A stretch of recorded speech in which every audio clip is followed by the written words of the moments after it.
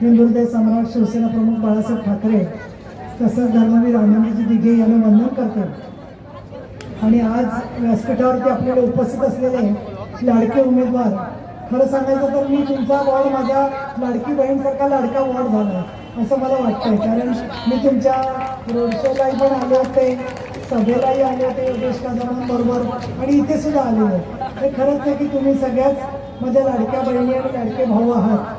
आणि व्यासपीठावर उपस्थित किशोर वाघमारे, कोमल वागचौरे, स्नेहल जाधव, आनंद गोयल, सुनील जाधव, तसंच संदीप शिंदे आणि शोभा कुलकर्णी, बाकीचे व्यासपीठावर उपस्थित असलेले आपले शिवसेना, RPI आणि विविध संघटनांचे पदाधिकारी आणि कार्यकर्ते। खरं तर या चारही उमेदवारांची आपल्याला बरेच दिवस ओळख आहे, पण आनंद गोयल यांची माझी ओळख झाली ती 2016च्या अगोदर। आणि त्यावेळेला आपले पूर्वीच्या नगरसेवकांबरोबर त्यांचाही इंटरव्ह्यू झाला होता, मुलाखत झाली होती।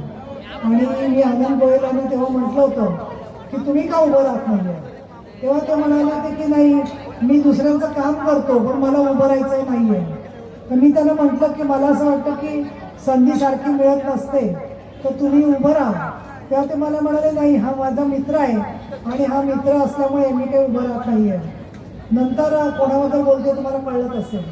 त्याच्यानंतर काही दिवस गेले, ते व्यक्ती परत निवडून आली आणि परत निवडून आल्यानंतर अगदी वर्ष 2 वर्षातच त्या व्यक्तीने मला सांगितलं की आनंद काही बरोबर नाही आहे। म्हणजे आनंदची काय चूक झाली, काय नाही नाही तो काही बरोबर काम करत नाही आहे। दुसरं त्यांनी मला सांगितलं की त्यांचे जे शाखा प्रमुख होते त्यांना बदलून टाकूया। म्हटलं अरे, निवडणुकीच्या वेळेला जे शाखा प्रमुख होते ज्यांच्यामुळे तुम्ही निवडून आलात त्याला परत कसं काय काढून टाकता येईल, तसं करायला नको, थांबूया। परत त्यांनी लिस्ट तयार केली आणि माझ्या नकळत वरती पाठवली आणि वरती पाठवून परत त्यातले जे कार्यकर्त्यांनी काम केलं होतं इलेक्शनला त्यांना परत त्यांनी काढून टाकलं। त्याच्यानंतर महानगरपालिकेमध्ये कसे विषय झाले की ज्या विषयामध्ये काही शहराच्या हिताचे कचरा डेपोचे वगैरे विषय होते त्याच्यामध्ये चुका झाल्या होत्या त्या कॉन्ट्रॅक्टर्सच्या, म्हणून जनरल बॉडी मीटिंगमध्ये टीका झाली होती। तर त्यावेळेला त्यांनी सांगितलं की ते अनुपस्थित होते, म्हणजे खरं तर ते सभागृहात होतेच पण ते बाहेर निघून गेले मुद्दामून। म्हणजे त्याच्यावर टीकाही करायला नको आणि नंतर त्याच्याशी काय करायचं होतं मला कळलं नाही। पण मी म्हटलं त्यांना की असं तुम्ही एवढा शहराचा महत्त्वाचा प्रश्न असताना का अनुपस्थित राहिला। तेव्हा त्यांनी सांगितलं नाही मला अर्जंट काम होतं म्हणून मी नव्हतो। आणि नंतर मला त्या लोकांच्याकडून आणि बाकी नगरसेवकांकडून कळलं की त्याच व्यक्तीशी मांडवली करण्यासाठी ते अनुपस्थित राहिले होते। एका बाजूला विरोध करायचा आणि एका बाजूला मात्र टीका करायची असा प्रकार चाललेला होता। त्यानंतर मासाहेब मीनाताई ठाकरे यांच्या स्मृती दिनाच्या निमित्त आम्ही काही ठरवलं की छोट्या बालकांना आपण कपडे द्यायचे। तर ते कपडे द्यायचे होते, तर मग मी आनंदला विचारलं की आपण काही करू शकतो का। तुम्हाला आश्चर्य वाटेल, मला आनंद 4 तासामध्ये बॅग घेऊन माझ्याकडे आले। म्हटलं हे काय आणलंय तुम्ही भाऊ। तर म्हणजे नाही, छोट्या बाळांसाठी असणारा कपड्यांचा सेट दाखवायला आणलाय। असे मी 10,000 सेट विकत घेणार आहे आणि सगळीकडे ते वाटणार आहे। त्यामुळे मला वाटत होतं की प्रत्येक ठिकाणच्या हॉस्पिटलमध्ये छोटी बाळंतीण महिला 200-300 पर्यंत असतात। मग मी विचार केला की मग पुणे, मुंबई, सेंट जॉर्ज, संभाजीनगर अशा बऱ्याच ठिकाणी आम्ही ते छोट्या बाळांचे कपडे पाठवले। आणि इतका त्या मातांनी आम्हाला आशीर्वाद दिला आणि सांगितलं। आणि मी त्यांना म्हटलं की आनंद भाऊ, हा सगळा खर्च तुम्ही स्वतः करताय, पण हा खर्च काही व्यक्तीसाठी नाहीये किंवा माझ्या मोठेपणासाठी नाहीये की आपण बाळासाहेबांच्या वाढदिवसानिमित्त केले तर त्यांना तर काय कळेल की नाही माहीत नाही। पण त्यांनी सांगितलं नाही, जे काही काम तुम्ही करताय ना त्या कामाच्या मध्ये ते चांगलं काम आहे म्हणून मी हे काम करतो। आणि म्हणून त्यांनी स्वतः ते वाटप केलं। ज्या ज्या वेळेला कुठली संकट आली, मध्यंतरी आले होते तर मी पाहिलं तर खूप बायकांना छत्र्या वाटप त्यांनी केलं होतं। तेव्हा इलेक्शन नव्हती, काही नव्हती। तर मी त्यांना म्हटलं की तुम्ही हे सगळं करता तर कशाला एवढं खर्च करता तुम्ही, या महिलांच्याकडे छत्र्या घरात पण असतील। नाही ताई, आपल्याकडच्या महिलांकडे छत्र्या नाही आहेत, काही जणींकडे आहेत पण काही जणींकडे नाही आहेत। ते भिजत जाताना माझ्या मायमौलीने मी बघतो आणि म्हणून मी त्या छत्र्या सगळ्या वाटप करतोय। आणि त्यांनी त्या छत्र्या ज्या आहेत त्या छत्र्या सुद्धा त्यांनी भेट दिल्या। मी उदाहरण का सांगते, एका बाजूला जो उमेदवार आहे तो कंत्राटदारांशी मांडवली करण्यासाठी पक्षाशी खोटं बोलतो आणि दुसरा उमेदवार असा आहे की जो आपल्या माय भगिनींसाठी आणि महिलांसाठी, कार्यकर्त्यांसाठी म्हणून, पक्षासाठी म्हणून स्वतःच्या खिशातून हात घालतो। मग दुसऱ्याच्या खिशात हात घालणारा उमेदवार पाहिजे का स्वतःच्या खिशातला खर्च करणारा उमेदवार पाहिजे, याचा सुद्धा विचार करण्याची वेळ आलेली आहे। दुसरे आपले जे उमेदवार आहेत आपल्या जाधवताई त्यांचे वडील म्हणजे सुनील जाधव, मी त्यांना खूप वर्ष पाहते आणि मी नेहमी म्हणायचे त्यांना की सुनील तुम्ही एकदा इलेक्शनला उभे राहा, असायचे काय बोलायचं नाही. मग माझ्या लक्षात आलं की एखाद्यास काही अडचण असेल, मग मध्यंतरी त्यांनी सांगितलं की माझं एक हॉटेलचं उद्घाटन करायचं आहे, त्याला तुम्ही या. मग महिला राखीव आलं, त्याबरोबर मग त्यांच्या मुलीला ते घेऊन आले आणि मी म्हटलं बघा तुम्हाला नक्की पक्का येईल ना, कारण मुलीला उभं करणं सोपं नाही आहे. कारण मुलगीचं जय जयकार करणार लोक वडिलांना काही असं वाटतं असं नाही की फक्त स्वतःचा जय जयकार व्हावा, पण मुलीचा जय जयकार ऐकणारे वडील म्हणून सुनील जाधव यांचं मी खास अभिनंदन करतो आणि कौतुक करतो. तर अशा प्रकारे आपल्या लेकीचा अनुभव बघणं, शेवटी वडील खंबीरपणे मुलीच्या पाठी असतील तर आज आपल्याकडच्या सगळ्या मुलींचे जे वडील आहेत त्यांना अभिमान वाटणारे की आमच्याकडे एक वसे वडील आहेत की ज्यांनी मुलीला पुढे नेलं. हे पण लता मंगेशकर सुद्धा झाल्या तर दीनानाथ मंगेशकर त्यांच्या पाठीशी उभे होते. मोठमोठ्या पुढारी महिला येतात तर त्यांचे वडील त्यांच्या पाठीशी असतात. अशा वेळेला आपल्या मुलींनी समाजसेवा करण्याच्या ऐवजी कोणाला काय वाटलं ती बंगल्यात राहावी, तिने चांगले चांगले कपडे घालावे, तिने मोठ्या गाड्या फिरवावा, चांगली सुंदर गाडी फिरवावी, वकिलीतून पैसे मिळवावे, त्याच्याऐवजी हे सगळं काम करण्यासाठी त्यांनी मुलीला समर्पित केलेले आहे. तसंच आपले तिसरे उमेदवार जे आहेत ते किशोर वाघमारे. किशोर वाघमारेंनी ज्यावेळेला लक्षात आलं त्यांच्या, म्हणजे मी आज सगळं सिक्रेट सांगून टाकतं कारण सारखं सारखं भेटायला होणार नाही. ज्यावेळेला लक्षात आलं त्यांच्या की आता युती जी आहे ती युती होईल की नाही शंका आहे, त्यावेळेला ते मला म्हणाले ताई मला एक विचारायचं आहे. म्हटलं काय विचारायचं? तर मग म्हणाले नाही ही जागा सोडली आहे का नाही सोडलेली.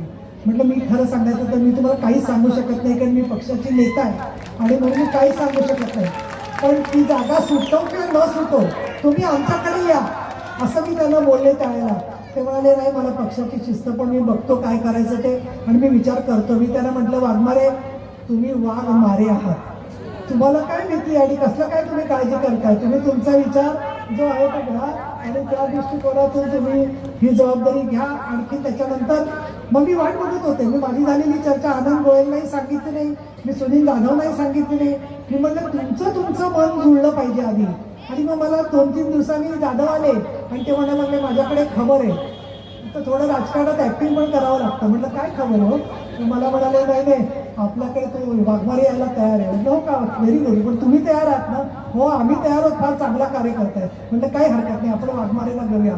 आणि चौथ्या आपल्या कोमलताई वाटचौरे, त्यांचं तर रेखा चौधरीची बहिणीच आहेत त्या, तर मला माहीत नव्हतं की त्यांचं बघा उभं राहिल्यावर धडांकन आवाज आला, म्हणजे कसा त्यांचा मोठ्याच्या मोठा धडाका सगळं त्या आणि त्यांचे मिस्टर हे दोघंही जण चोरगे कुटुंबीय म्हणजे आमचे घरचे असल्यासारखे. आणि अशाला ते पण अचानक आणि हा कुठलीही घराणेशाही न करता हे आपोआप सगळं जमून आलेलं आहे. आणि दुसरं म्हणजे विशेष असं ज्ञानेश्वर मोजेंचं नाव कोणाला माहीत नाही येरवड्यामध्ये, सगळ्यांना माहिती आहे, शाळा आहेत कॉलेजेस आहेत आणि असं एकनिष्ठ काम करून सुद्धा त्यांना डावलल्याचं मला कळतंय. तर मला तर काय वाटतं माहिती आहे का, कोविडमध्ये कसं होतं की ताप आला चव गेली की कोविड झाला, तसं पक्षातल्या कार्यकर्त्याला डावलायचं आणि दुसऱ्याला घ्यायचं असं म्हटलं की ते झालं भाजप झाला म्हणून त्याचं. आज त्यांनी एका बलात्कार केलेल्या माणसाला स्वीकृत नगरसेवक केला. हे त्याचं क्वालिफिकेशन आहे का? हा त्याचा गुण आहे का? आपण भाजी आणायला जातो तर म्हणतो की सडलेली भाजी नको. तिथे ज्या माणसाने त्या छोट्या बेबीवरती अत्याचार केला त्याच्याबद्दल गुन्हा दाखल करायचा नाही म्हणून ज्या शाळेने संरक्षण दिलं त्या शाळेतल्या माणसाला जे आहे ते त्या माणसाला स्वीकृत नगरसेवक करायला निघाले. आणि मग वर्तमानपत्रातून टीका वगैरे सगळी झाल्यावरती त्यांनी मग सांगितलं की आता तो राजीनामा देणार आहे.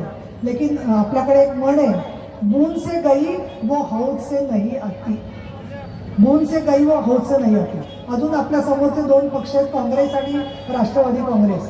काँग्रेस म्हटलं तर काँग्रेसचा सगळा प्रकार जो आहे राजकारणामधला, ते जे काय वागत होते त्यांच्याबद्दल तुम्ही नेहमी गोष्ट सांगायची. अगदी 4 मिनिटं आहेत तेवढ्या सांगते की छत्रपती शिवाजी महाराज एकदा माझ्या स्वप्नात आले होते आणि त्यांनी सांगितलं की तुम्ही कुणालाही खुर्ची द्या पण काँग्रेसवाल्याला खुर्ची देऊ नका. म्हटलं का हो? अहो म्हणे मी सिंहासनावरून उठलो तर माझ्या सिंहासनावर ते येऊन बसतील म्हणून काँग्रेसवाले तर आलो तर मी 10 वेळेला विचार करतो. असं काँग्रेसची संस्कृती आहे. त्यामुळे जे कोणी उरले सोडले काँग्रेसमधले लोक असतील त्यांनी आमच्या शिंदे साहेबांचा जो धडाका आहे कामाचा त्याचा विचार करून ही काँग्रेसची संस्कृती सोडून आमच्याबरोबर यावं असं मी त्यांना आवाहन करतो. काही पक्ष असे पण आहे तिथे महिला दिसत आहेत मुस्लिम समाजातल्या, तर मुस्लिम भगिनींना पण सुरक्षितता देणारा कुठला पक्ष असेल तो शिवसेना पक्ष आहे. मला इथे मुद्दाम सांगायला पाहिजे. कधी तुम्हाला दिसणार नाही की धर्माच्या नावाने अत्याचार शिवसैनिकांकडून झालेले आहेत. मला तर आठवते की एका गावात मी गेले होते, शेवटची ती गोष्ट सांगून थांबते. तिथे गेल्यावर मला एका शिवसेनेच्या शाखा प्रमुखांनी सांगितलं की रात्री मला असं घडलं की एक महिला स्वतःच्या मुलीला घेऊन आली आणि ती म्हणायला लागली की माझी ट्रेन चुकली आहे तर मी राहिले तर चालेल का. म्हणजे मला प्रश्न पडला. मी धर्मपत्नीकडे पाहिलं की अनोळखी स्त्रीला आपण कसं काय राहायला द्यायचं.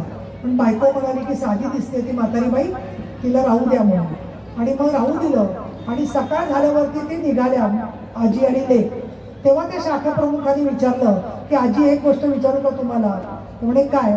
आजी तुम्हाला लिहाय वाचायला सुद्धा येत नाही, मग तुम्ही कसं काय ठरवलं की माझ्या झोपडीचं दार वाजवायचं. तेव्हा ती आजी म्हणाली बाबा रे मी सगळं पाहिलं आणि तुझ्या घरावरती भगवा झेंडा दिसला, तिथे माझी महिला सुरक्षित राहील, माझी लेक सुरक्षित राहील, माझी नात सुरक्षित राहील. आणि म्हणून हा भगवा झेंडा जो आहे तो संभाजीनगर असो किंवा मुंबई असो किंवा पुणे असो किंवा अहिल्यानगर असो, हे आपल्या देशाचं, आपल्या गावाचं, आपल्या येरवड्याचं, आपल्या या परिसराचं, आपल्या पुणे शहराचं रक्षण करणारा काय जो आहे तो भगवा ध्वज आहे. आणि त्या भगवा ध्वजाचं रक्षण करणारा धनुष्यबाण आहे. आणि म्हणून या धनुष्यबाणावरती आपल्याला मतदान करायचे. एक लक्षात ठेवा, एकदाच मतदान नाही, 4 वेगवेगळ्या उमेदवारांना 4 वेळेला बटन दाबायचे. म्हणजे एक लाडू घेऊन कोण भरलं नाही तर 4 लाडू माणूस खातो, तसं 4 वेळेला मतदानाचा अधिकार आपल्याला यावेळेला आहे. आणि सगळ्यांनी लक्षात ठेवायचं की सकाळी उठून जास्तीत जास्त आपल्या उमेदवारांचे कितवा क्रम आहे तुम्हाला कळेल. ज्यांना वाचता येतोय त्यांनी वाचायचा प्रयत्न करा. मला एक सांगा, तुमच्यापैकी कोणालाच एखादा माणूस असा आहे का की लिहाय वाचायला येत नाही, असं कोणी आहे का? सगळ्याला येतं. तुम्ही आहात काय धाडसी आहात हो तुम्ही. मीटिंगमध्ये ताबडतोब सांगितलं मला लिहाय वाचायला येत नाही, तर यादा कोणीतरी बरोबर घेऊन जा आणि ते नंबर वगैरे त्यांना सांगा. मला आवडतं असं. काही काही लोक आता हे तर चांगल्या अवस्थेत आहेत, पण काही काही लोक असे थोडेसे वेगळे काय असतात, तर ते पण ओळखले की मला जोर जोराने म्हणतात जय महाराष्ट्र निलमताई, जय महाराष्ट्र निलमताई. की आता एवढा मोठ्याने का ओरडतोय. मग नंतर लक्षात येतं काय झालंय त्याला. तर काय हरकत नाही, पण ज्यांना लिहिता वाचता येत नाही त्यांनी सुद्धा क्रमांक लक्षात ठेवा.